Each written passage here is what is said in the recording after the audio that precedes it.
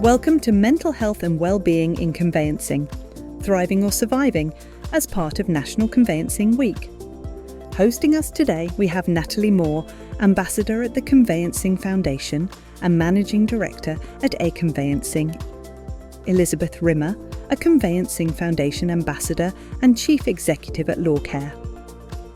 And last but not least, Gemma Ellison, a culture coach and founder at Heart Leadership. So this is the third year we're celebrating National Conveyancing Week, which is great. Lots of sessions scheduled for the course of the week. So hopefully everybody will be signing up to find a topic that suits them. But today we're here to talk about wellness in conveyancing. And we've got Elizabeth from LawCare. Elizabeth, for people that don't know what LawCare is or how to find it, just give us a brief introduction about the work that you do there. Thanks very much, Nat. And like everyone else, I'm just delighted that National Conveyancing Week is kicking off with a webinar about mental health and wellbeing, such an important topic. So LawCare is the mental health charity for the legal sector. We've actually been around a long time, since 1997, so over 25 years. And we do two main things. We provide direct support to anybody who's working, studying, or training in the legal sector across the UK. And we also do work around education and advocacy, raising awareness about why mental health matters in the legal sector. So in terms of our support, what we offer is a free confidential telephone helpline that people can reach out to LawCare, not only on the phone, we also have a confidential email service and a web chat service where you can get in touch with us if you're concerned about your mental health that might be impacted by something that's going on in your personal life. It might be something happening at work. It might be a combination of both of those. And when you get in touch with LawCare, you are talking to somebody who's worked in the legal sector or is currently working in the legal sector. So our kind of USP is we get it. We understand what this environment's like. So if you're a conveyancer, you're calling us up to say, I'm being harassed by the client, the estate agent, the lenders. We understand what that means in terms of the pressure that you're under. And we have an insight into that. And I think the other great sort of strength that we have is that we're only tailored for the legal sector. So we have listened to thousands and thousands of people across the UK who work in law, talking about their experiences with their mental health and also their daily working lives in the law.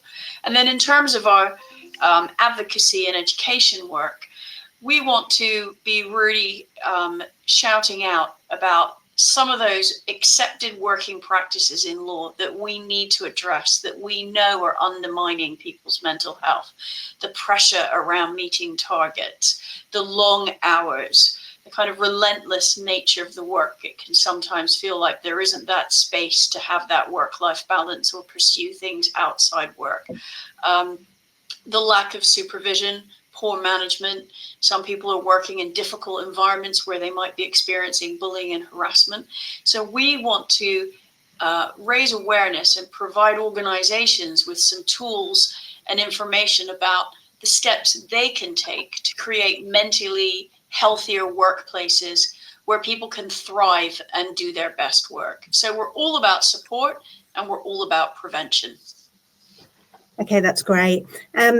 It's well known that conveyancing is highly stressful, and it's great to know that that facility is there when people need it, that they can reach out by email or telephone. But it is a daily occurrence that people are feeling these stresses. And obviously that's not a solution that people can call, every conveyancer can call all day, every day. So in a minute, I'll be asking Gemma, how can employers look for prevention to help their employees? But just before the start of this, when we were looking at sort of the daily stresses that conveyancers faced, I just wrote, being a conveyancer myself, some of the, daily emotions that we feel. And the list could have gone on. So the ones that I just, immediately sort of wrote down was it's relentless, it's exhausting, it's demanding, high caseloads, increasing demands, clients' expectations, low fees, further expectations, AML, compliance demands, constantly feel undervalued. Like the list goes on. And this is our daily profession that we are working in, that we have worked in, and that doesn't seem to be changing. So it's great that LawCare has been around for so long and is available and is supporting thousands of people. But why isn't it changing? And Gemma, if I can ask you, is that who's responsible for that, and how do we take the findings, say from LawCare, and implement them? So what's your view on how we tackle the problem in hand here, Gemma? Well, I think a lot of things here. I think there's something about attitude more generally. So I think people seem to forget that there is a person at the other end of this transaction, or the phone or the email. And I think we'll lose a sense of humanity in the world of work, which I think we're addressing. So I think there's lots of issues. I think from an organisational perspective, I think there's a big part to play for leadership. I mean, I'll talk about this later on in the webinar, but I will dial in that we need to have leaders who lead and managers who manage. And I think that's a really important thing. But I do think we all need to take collective responsibility for how we're treating other people and how we're treating people around us, and also how we're treating ourselves. That's part of a bigger issue. There are a lot of things from a culture design point of view, my work, culture, leadership, learning. So there are things we can do from a culture perspective in law firms. But I do think it needs to start with more just having a look at how we actually treat people and what we allow people to tolerate in the workplace. And by that, Gemma, and that's great. And we're talking about how we treat people, and we can look at conveyancers treating fellow conveyancers, whether in the same practice or on the other side of a transaction. And we can look at managers and employers of how they support them. So is it a case that we all just need to do better, or is there something further that can be done? Because if I take where I work or where I've worked in the past, amongst the teams internally, day to day, everybody's under the same pressures. Everybody's trying to support their co-workers. You know, you can have a buddying system, but I do wonder whether things will improve until fees improve. And it's really, really scary how it's impacting mental health. Elizabeth, you said it's an industry sector that LawCare support. Is there an ill balance in terms of the calls that you get through from conveyancers to other areas of the law, or are all areas of the law this stressful? I would say, I get asked that question a lot by different sort of practice areas within the sector. I would say we have an even spread across the legal sector of who reaches out to LawCare, from people working in conveyancing to people working in family, company, commercial, litigation. It's the whole sector. And I think there are some inherent working practices in law that are common across the profession. The things you've already talked about with your long list right there at the beginning, Nat, I think many people feel that on a day-to-day basis in their workplace. I think it's also important to kind of reflect on where we are now in terms of, we're in this post-pandemic era. I think a lot of people feel they're being squeezed to do more with less. That race to keep costs down, to meet the expectations of clients. You touched on the greater scrutiny around regulation. That puts a lot more pressure on people's shoulders, particularly I would think in the conveyancing sector, where particularly, at the moment, the Solicitors Regulation Authority have just concluded a consultation on holding client money, and the greater scrutiny that there is around that AML cyber risk puts additional burden on people's shoulders. And I think, we've got to rethink sometimes, what is our actual purpose here? I think sometimes in the legal sector, when I was a lawyer a long time ago, we didn't talk about law or an organization as being the business. It was talked about as being the firm. Now we refer to the business. And the drive to define success in law is often about how much money is being made. the way law firms and organizations are ranked is often around that income, and looking to see success as, oh, well, we've had a 6% growth on what we billed last year. And I think that drives a lot of the behaviors that we see. That sense that we've got to hit those targets, we've got to exceed those targets, we've got to deliver the best we can on less resource. And that puts people under huge pressure. And I think maybe, I'm not an expert in the conveyancing sector, but maybe that's a conversation that needs to be had, is that you can't deliver effective services without it taking its toll on people if the bottom line is to keep those costs as low as possible, which means people have larger caseloads and are having to deal with more in order to deliver that. Is that maybe that's a conversation around fees. And I guess it's a competitive marketplace. But, I don't know what the answer is to that. But I think it's those sorts of things that drive the behaviors that then impact people's mental health. And that relentless nature of the work. But answering your question right from the get-go is, I think we see these issues are pervasive across the legal community. And then I think there are particular pressures in different parts of the sector.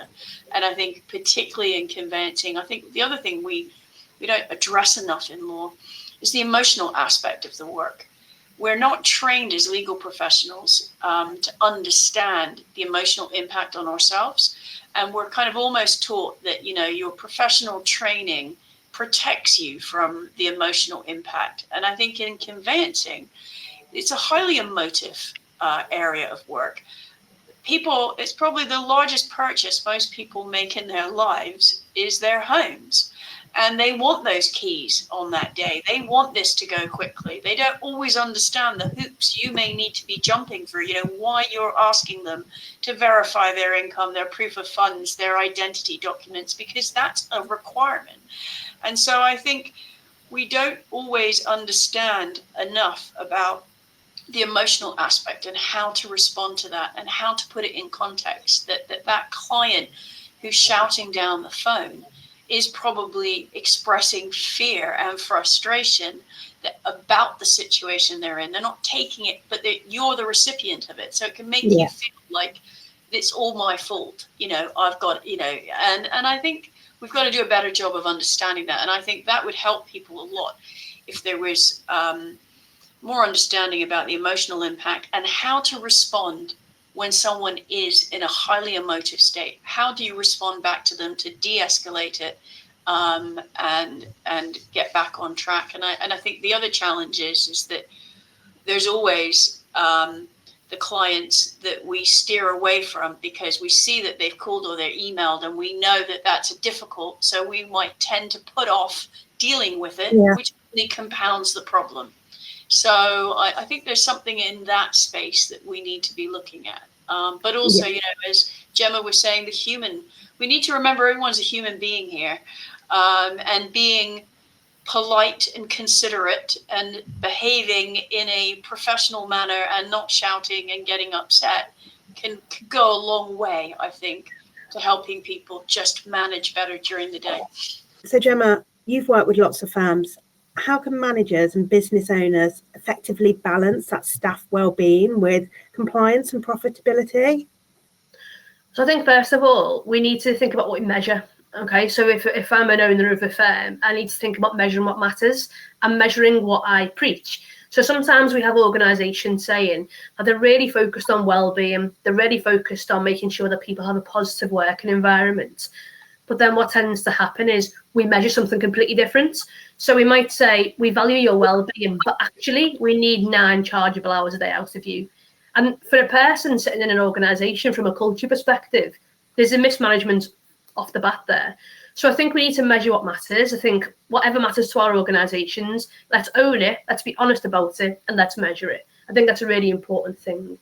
I think also, if it's from, I'm a big believer in training managers. One of the things I find is when I run training for managers and organisations, which I've done for years now, if it's an organisation which has got numerous departments, there's always one department missing, and it's always conveyancing. And the reason is they haven't got time. And I think there's a well-being issue here in itself. If people haven't got time to pick their head up and go out for a walk at lunchtime, they certainly haven't got time to come to management training. And I think it's really important. So some of the learning initiatives that we put on, people are missing out on simply because they haven't been given the time and space, because the volume of work is so high and so relentless. They've not got time to do anything else. So I think for me, I'm a big fan of letting leaders lead or managers manage. And I think giving people time and space to actually do that and develop those skills is really important. It might mean someone's off the tools for a certain amount of time, but actually the benefits in the long run are massive, because what links to that then is engagement and motivation. There's evidence that says 70% of people said their manager has a bigger impact on their mental health than anybody else in their lives. And I know that to be true. I've experienced the full spectrum of management capability, and it's led to either real positives from me or burnout from me. There's another bit of data which says that 82% of people who are managers have never had a second training. And I think that's really, those two statistics together are really important and really stark, because what that getting links to in terms of managers, knowing what to do is, first of all, knowing your people. Liz said before about the emotional state of things. We're not trained to do that as lawyers, but actually, can we give people training to be able to manage emotions? That's a really important thing. But then also that creates value. So people feeling valued. I mentioned earlier that I do genuinely believe that in the legal services industry, I think conveyancers are one of the most undervalued groups of people. And it makes me really sad, because actually the job that you do is difficult. It's not easy. Demanding clients, high pressure, high volumes of work, low well-being, high stress. We know this. But yet I still think that it's a group that's largely ignored sometimes in organisations and taken for granted. And I think that needs to change. So from an organisational perspective, for businesses that have got numerous areas of law, don't forget the people who are working relentlessly on the conveyancing. Just because it's not the area of law that attracts the big plaudits and things like that, the big cases, doesn't mean it's not important. So I think businesses have got a real obligation really on making sure people do feel valued, they see why the work they're doing is important, and they're looking after people. Thanks, Gemma, that's great. We touched there on burnout. Liz, your work at LawCare, how do we recognise burnout? So, well, first of all, to say we actually did a study in 2021 called Life in the Law, where we measured burnout of the people that responded to that study. And we found that of people, over 1,700 people responded to that survey, that they were already above the cutoff point for being at significant risk of burnout. And we are repeating that study again right now, Life in the Law 2025. The surveys close on March the 21st. And we are looking again at measuring burnout to see if there's been any shift in that since the time we looked at it last time. And I think burnout is a serious concern in the legal sector. And I think it's important to recognize that it's actually a recognized condition by the World Health Organization, and it's related to work. It's an occupational condition that people can develop through relentless work, overwhelm, and not feeling they have the capacity to manage what's in front of them. So we would get quite significant numbers of calls from people who may be on that pathway. And I think it's really important that we, as a sector and in workplaces, that we're putting effective measures in place to ensure that we're mitigating those risks of people developing burnout, being highly stressed that might take them down that pathway. Because often people will need a period of time of recovery. Some people don't come back into the profession. And also when you're on that pathway, if you're stressed, feeling anxious, or heading towards burnout, you are not going to be able to manage your job as well as you could do if you were in a good place with your mental health, which means, particularly in an environment like conveyancing, where it is relentless, high-pressured, high volume of work, potentially difficult clients, you're not going to have the kind of mental capacity to manage that or deliver competent services. You might be more likely to make a mistake, or miss a step on an onboarding of a client that could potentially lead to a complaint. So I think we've got to be very alert to this as a concern, and ensuring that we're doing the best job we can to pick up those signs and protect people. And I think picking up on Gemma's point about management, and again, we looked at that in our Life in the Law study in 2021. We asked people, if you manage other people, have you had any training in how to do that? And less than half of them had. We're asking that question again in this survey. We're also asking, if you do manage people, are you given a reduction in your billing target in order to do that? Or are you given, is when you're assessed in terms of your own performance, is your management of other people included as part of your performance review? Because I think we've got a challenge in law that we don't our greatest asset are our people. And even with the rise of tech and the AI tools that are at our disposal, and there'll be a lot more of them coming, the law is a people business, and the work that we do happens in people's minds. And we need to be looking after our minds and actually recognizing what an asset that is. And I think we have a challenge when it comes to people management. We don't do enough to invest and value the role of people who manage others. And I think we need to be doing a lot more to ensure that managers, some people are naturally gifted at managing other people, some people are not. But with some support and given some training and allowed the time to do it, they could be doing a much better job. And I think that is a really important direction of travel, that we need to be ensuring that organizations are investing the time and resources in effective people management. Because also managing people is also about managing risk, because people risk is what we're talking, that's what concerns organizations, because it's people that make mistakes or make a poor ethical decision. And so I think it needs to be seen that managing your people well is part of managing the risk in your organization. That's great. Which again, ultimately then has an effect on job performance and on profit. So definitely worth the investment. And Gemma, are you seeing more firms starting to invest in that? Is it changing? Are more firms investing? What are you seeing? So yes, I'm starting to see more firms invest, and we tend to see a spike when, for example, as we've just spoken so well on this, you tend to see a spike after something like this. People will think, actually, do you know what? We do need to invest in that type of training. But then I do wonder sometimes, so I'll be delivering training in organisations regularly, and it makes me really happy doing that, and giving people that space to have conversations about how hard it is to manage people. It's not easy. We're not dealing with hammers and nails here. We're dealing with people who are complex, and it's a skill set to be able to do it. But sometimes what I see is that firms will invest in the training and will have me along, but then there'll be a very low turnout sometimes. And it's not encouraged, as this is important, you need to turn up. So sometimes, but look, I'm very, very happy that it's even a thought in terms of firms, because I've moved through law firms. I've been in the law for over 15 years. I didn't have any management training at all. So, I manage teams. So I'm really glad just to see people starting to think about it now. Do I think that will continue? I hope so. I think it's really important. And I am starting to see people slightly change in terms of respecting the role of a manager, and its importance in organisations. I'm definitely seeing a slight shift. I'd like to see it more, but I am seeing a shift. That's good. And I'm a big ambassador for that. I'm an employer, as you know, and a manager.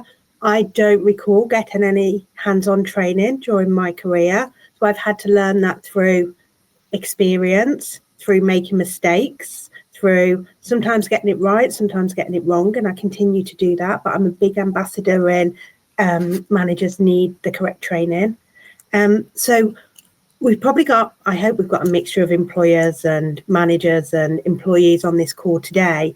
Before we sort of conclude today's session, what one piece of advice would you both give to each of those people on the call if there's a particular employee? If we start with this, if there's an employee on this call that's struggling, that's maybe feeling burnt out, or that maybe feels that the firm that they're working in could do more, what is the advice on this call from both of you to the employee? Gemma. To the employee, I think put yourself first. I think, you need to be well. I think that's really important. And sometimes I've had the attitude, which has been massively unhealthy throughout my career at times, that I'm too busy to be sick. I'm too busy to prioritise myself. And what that has then led to is burnout. And that leads to months off work. And I've been there, it's happened to me. So I think listen to your body, listen to how you feel. If you are at a point where you're not feeling okay, or you feel like you're approaching burnout, talk to someone. Elizabeth mentioned all the amazing things that LawCare do. Let somebody know, because I'm a big fan of thinking your body keeps the score. And if you don't prioritise your own health, or tell someone at work, tell somebody around you, then your body will end up doing that for you. Thank you. And I'm sorry to hear you went through that, Gemma. Elizabeth. I would echo the same thing. I think if you are struggling or you're worried about something, is talk to someone. If it's not LawCare, which you can reach out to, talk to a friend at work, talk to a member of your family. And I think, or, your partner. I think we have a challenge in law is that it can be really hard for people to speak up for fear of the judgment or the repercussions, thinking, well, if I tell someone this, they're going to think I'm not good enough, or this could be the end of my career here. So the kind of stigma about that silences people. But actually, we all know how much better we feel when we get something off our chest. And it may be that the person you're speaking to can't fix the problem. It's not about solving it. It's about getting it out there.